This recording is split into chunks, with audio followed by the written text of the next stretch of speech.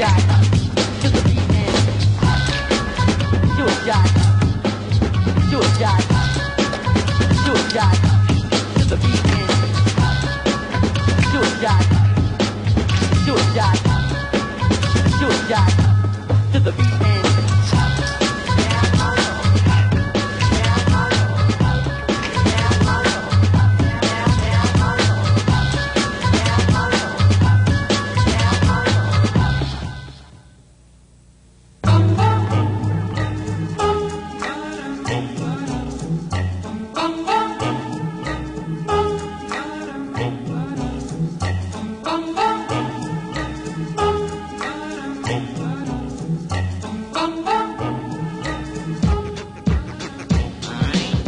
I'd say really the easiest things to learn would just be shove-its.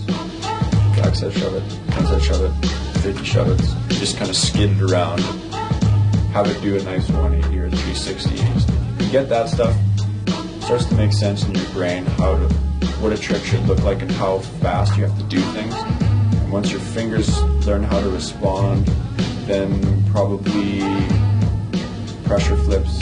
Pressure flips are important because it gets the board flipping and it gets your fingers in some kind of position where you know where to apply pressure to and make the flip. Once you learn like simple shove-its and the pressure flips, then you move to the ollie. Everything else is built off of ollies. Just trying standing still ollies with your hand kind of winding backwards is easier. Wind back and have G-forces kind of press the board into your hand as you're coming forward.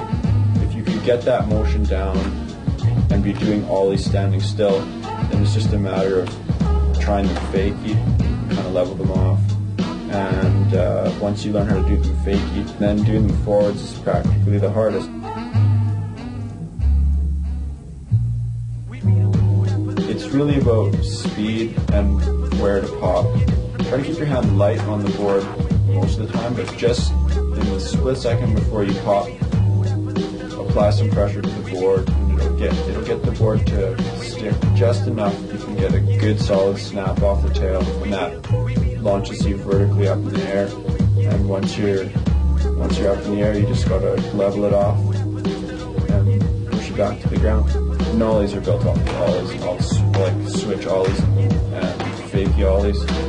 Once you get those, it allows you to develop a whole new set of tricks based on grinds. You could ollie into a grind, fakie ollie into a grind, do like a nollie nose grind, and you don't have to worry about this curve too sticky or maybe I'm not going fast enough because I'm scared. In real skateboarding, you'd have to worry about stuff like that. But in finger skateboarding, you can get onto the rail and just ride it out as long as you need to.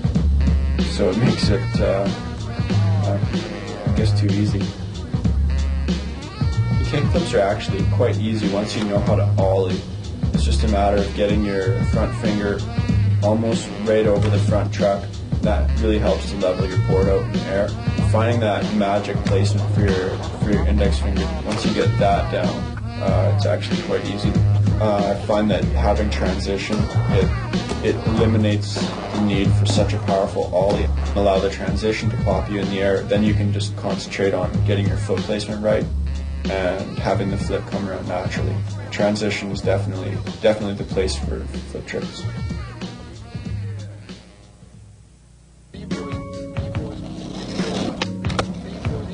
My name is Matt Johnson. I live in Arlington, Texas. I'm 20 years old.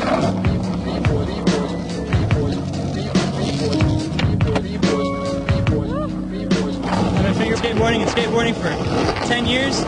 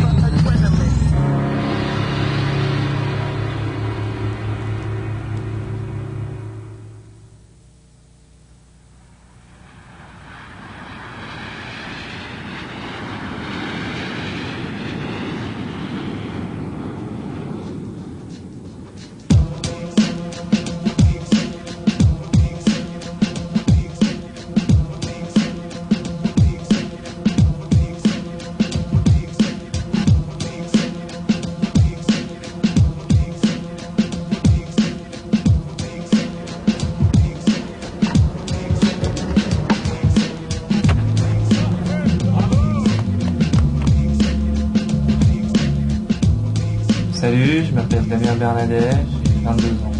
Et moi je m'appelle Tony Potex, j'ai 23 ans, on habite Toledo-Dijon en France, la capitale de la moutarde. Donc c'est le skate quoi, qui nous a donné envie de faire de la finger skateboard quoi. Des fois on n'arrivait pas à faire les figures de skate, puis même on allait skater et puis le soir, quand on filait, bon, on aimait bien faire un peu, se donner un nouveau jeu d'adresse quoi. Et on a eu l'idée de faire de la finger skateboard, de reproduire les figures de skate mais en miniature. Et après c'est devenu un délire, un jeu d'adresse. Au fur et à mesure qu'on progressait, ça nous a donné envie de continuer dans cette voie-là et maintenant on peut arriver à faire des figures assez compliquées. Donc on a eu l'idée de monter une marque FSB, Finger Skateboarding, qui propose des finger skateboards conçus pour le jeu d'adresse et qui ne sont plus justement des simples maquettes qui ne servent à rien. Le produit a été étudié aux bonnes dimensions pour pouvoir réaliser justement les figures les plus techniques. Et la différence, c'est que maintenant, c'est vraiment un jeu d'adresse et on donne une utilité à ce produit. C'est vraiment quelque chose de fonctionnel. Produit qu'on a récupéré sur un radiateur. Ça, c'est une barre à slide qu'on a trouvée sur un canapé. Et ça, c'est une boîte qui sert à mettre les bouteilles dedans. Donc, pas besoin d'acheter de module, vous pouvez récupérer n'importe quel spot et faire la finger skateboard sur. Voilà, en plus de tous nos petits modules de récup pour rider, on a eu l'idée de faire cette table tournante voilà, pour rider sans bouger, pour enchaîner les runs, sans vraiment se déplacer. Turntable, finger skatepark. Ouais, voilà, tu passes du temps sur ta finger, tu te performes, tu peux monter. C'est pas de secret, tu t'entraînes, plus ça va plus vite pour enchaîner les figures. Ça coûte vachement moins si tu veux faire des fingers.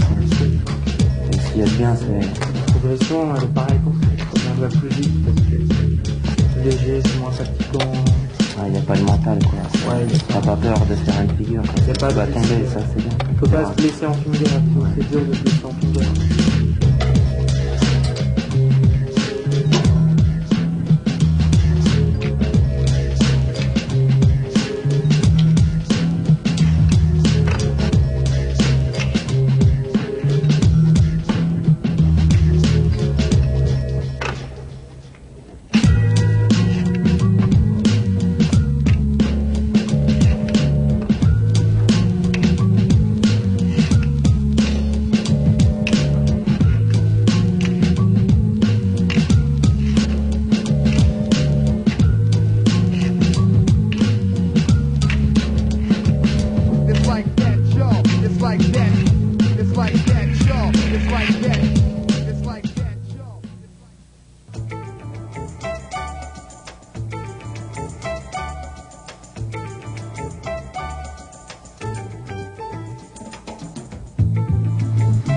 My name's Darren Langhorst. I'm 24 years old. I'm from Saskatoon, Saskatchewan, Canada.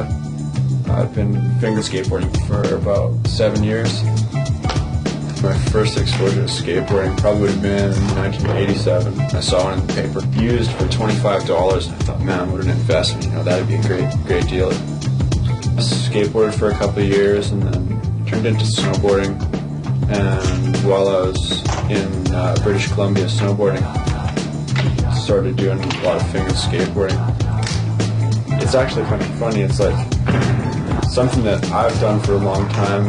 Most of my friends, they think it's kind of neat, oh wow, 360 kickflip with your hand, it's pretty cool, but never really thought like anyone else did it. For me, it's just kind of a time killer while I'm making calls. Instead of doodling, I'll just have a little quarter pipe by the phone. It doesn't strike me as odd, but everybody else kind of laughs. Not really the coolest thing, I guess, but it's a lot of fun.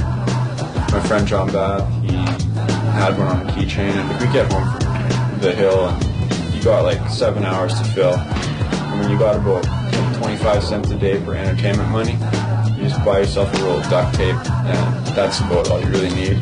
We build ramps out of craft dinner boxes and anything we could find in the trash that was nice heavy cardboard. We started building this little street setup on our dining room table, and then it grew to some old doors and just kind of took over the living room.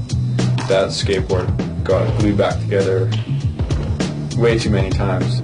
After we kind of retired it, we started to build our own out of plexiglass and Lego and other different types of toys that we cut the axles out of and remount them with crazy glue. They're pretty crude at first, but we got the construction down. That's kind of what my designs were for probably like 6 or 7 years. It definitely occupies the time. Besides, you get to like build little ramp setups and you get to flex your brain when you got to make that stuff. I think that's really satisfying. Building stuff is almost the funnest part. Build the ramps out of illustration board or some kind of flexible but strong cardboard. Spend a lot of time cutting it. Make your curves really nice for transitions. Tape everything down onto a table so it's solid. The better it's built, the better it'll ride. Like a lot of people, it's all just about having the board take off, do lots of spins and flips, and then having the board land on its wheels and then putting your hand back on it real fast so that it was a trick. To me, it's got to look exactly like real skateboarding. And the more realistic, the better. If you can catch a trick before it lands, that's the ultimate in style. My advice for any young disciples trying to become champion finger skateboarders of the world would be discipline, do lots of finger push-ups, and practice for 10 hours a day. And that's the only way you'll ever get good. No, you can get good anytime, but practice definitely makes it perfect.